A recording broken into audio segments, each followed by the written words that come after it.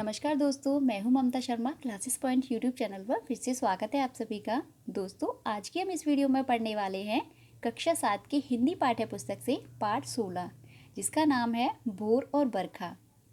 इसकी कवयित्री हैं मीराबाई। मीराबाई द्वारा रचित 2 पद यहाँ पर दिए गए हैं, जिसका टाइटल दिया गया है भोर और बरखा। तो यहाँ पर इन दोनों पदों को हम प्रसंग और व्याख्या सहित समझेंगे। तो दोस्तों, वीडियो शुरू करने से पहले आप सभी से रिक्वेस्ट करना चाहूँगी कि अगर आपको वीडियो अच्छी लगे, वीडियो आपके लिए हेल्पफुल हो, तो प्लीज़ वीडियो को लाइक ज़रूर करना। और अगर आप अभी चैनल पर नए हैं, आपने अभी तक चैनल को सब्सक्राइब नहीं किया है, तो प्लीज़ दोस्तों चैनल को सब्सक्राइब कर लीजिए और बेल आइकन प्रेस कर दीजिए। तो चलिए देखते हैं हम अपने दोनों पदों को। इस तरीके से हैं दोनों पद। यानी पहले पद में सुबह के समय का वर्णन है, जिसमें जो माँ यशोदा हैं वो श्री कृष्ण को जगा रही हैं और वो उनसे कह रही हैं कि रात बीत चुकी है, सुबह हो गई है, मेरे ललना यानी प्यारे लाला अब जाग जाओ। यानी ब्रज भाषा में अपने पुत्र को लाला कहते हैं।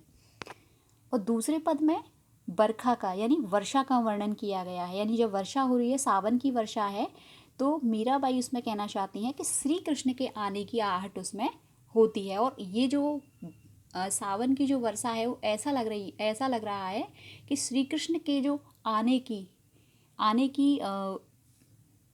यानी मीराबाई को श्री कृष्ण के आने की खुशी हो रही है और वो उनका स्वागत करने के लिए आनंद मंगल के गीत गा रही हूँ। तो देखते हैं, हम एक एक पद देखेंगे। यहाँ पे पहला पद देखते हैं। जागो बंसी वारे ललना, जागो मोरे प्यारे, रजनी बीती भोर भयो है, घर घर खुले किवारे। गोपी दही मथत सुनियत हैं कंगना के झनकारे, उठो लाल जी भोर भयो है, सुरनर ठाड़े द्वारे। ग्वाल बाल सब करत कुलाहल, जय जय सबद उचारे, माखन रो हाथ में लीनी गौवन के रखवारे, मीरा के प्रभु गिरधर नागर, शरण आया को तारे। तो यहाँ पे कठिन शब्दों को देख लेते हैं। बंसीवारे यानी श्री कृष्ण के लिए प्रयोग किया जा रहा है ये शब्द। रजनी यानी रात। किवारे यानी दरवाजे, किवाड़ जिनको बोलते हैं। मथना यानी जो दही मथते हैं, दही बिलोते हैं, उनको मथना बोलते हैं। सुर नर यानी सुर का अर्थ है देवता और नर यानी मनुष्य। कुलाहल यानी शोर कर रहे हैं। उचारे यानी उच्चारण कर रहे हैं। गौवन यानी गाय। शरण यानी शरण। तो यहाँ पे इस पद में सुबह के समय का वर्णन है, जिसमें यशोदा माँ अपने पुत्र श्री कृष्ण को जगा रही हैं और क्या कह रही हैं कि जागो बंसी वारे ललना, जागो मोरे प्यारे। अरे बंसी वारे मेरे ललना, मेरे प्यारे लाला, जाग जाओ। रजनी बीती यानी रजनी यानी रात, रात बीत गई है। भोर भयो है, सुबह हो गई है। घर घर खुले किवारे, और हर घर के दरवाजे यानी घर घर के किवाड़ खुल गए हैं। गोपी दही मथत सुनियन है कंगना के झनकारे। और गोपियाँ क्या कर रही हैं? गोपियाँ दही मथ रही हैं, और दही मथने में क्या हो रहा है, उनके जो कंगन की झनकार है वो सुनाई दे रही है। उठो लाल जी, माता यशोदा कह रही हैं कि लाला उठ जाओ। भोर भयो यानी सुबह हो गई है। सुरनर ठाड़े द्वारे यानी देवता और मनुष्य सब द्वार पर खड़े हुए हैं।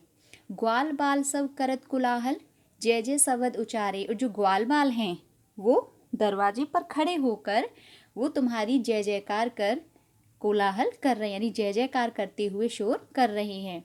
माखन रोटी हाथ में लीनी, यानी मीराबाई कहती हैं यहाँ पे कि माखन रोटी हाथ में लीनी, माखन रोटी हाथ में लेकर गौवन के रखवारे यानी गायों के रखवारे, हे मेरे प्रभु गिरधर नागर, आप शरण में आए हुए लोगों का उद्धार करते हो।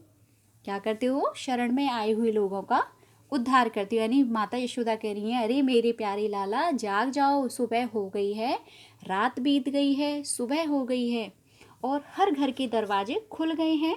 गोपियाँ दही मथ रही हैं, जिनके दही मथने से क्या हो रहा है? कंगन की झनकार सुनाई दे रही है। और सुबह हो गई है।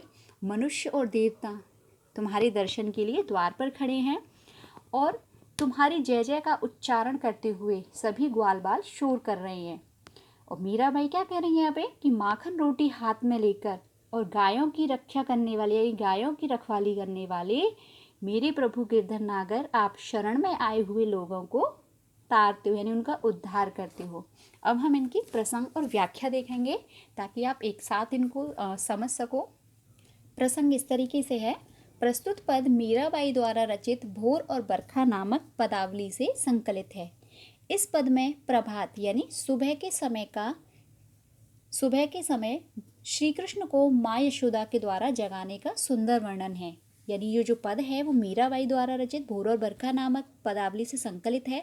और इस पद में क्या बताया है, यानी सुबह के समय श्री कृष्ण को माँ यशोदा के द्वारा जगाने का जो वर्णन है वो बहुत सुंदर तरीके से प्रस्तुत किया है।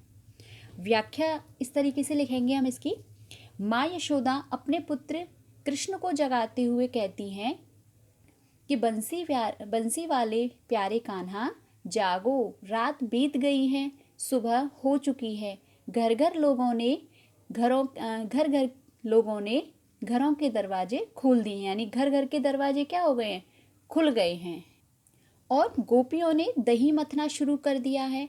गोपियों के कंगनों की झनकार सुनाई दे रही है, यानी जब गोपियां दही मथ रही हैं तो क्या है, उनके कंगनों की झनकार सुनाई दे रही है।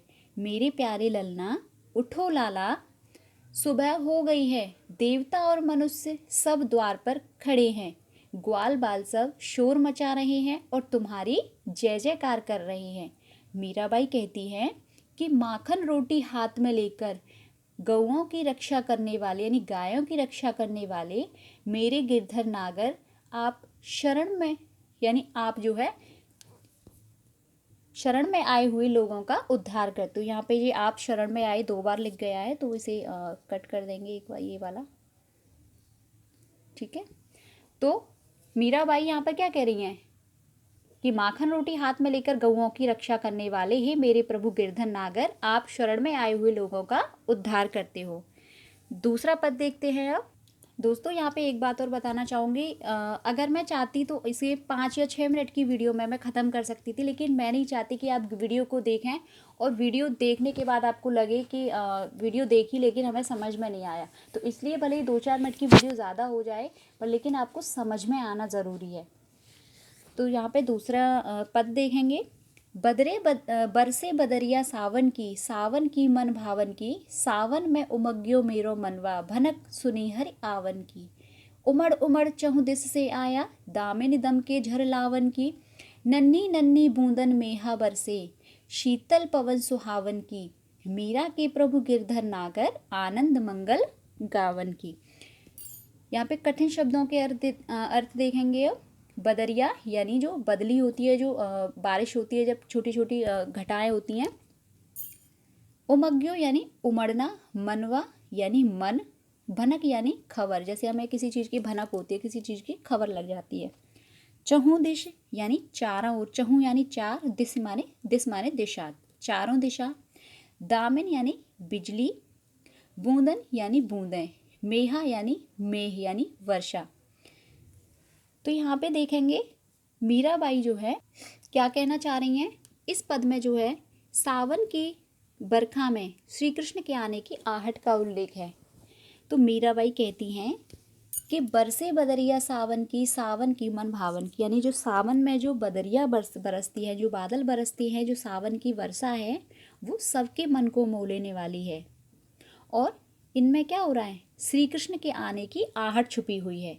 सावन में उमग्यो मेरा मन, यानी सावन में मेरा मन जो है उमड़ रहा है। भनक सुनी हरि आवन की, क्यों उमड़ रहा है, क्योंकि मीरा यह कहती हैं कि उनको श्री कृष्ण के आने की खबर लग गई है और वो खुश हो रही, यानी उनका मन जो है उमड़ रहा है।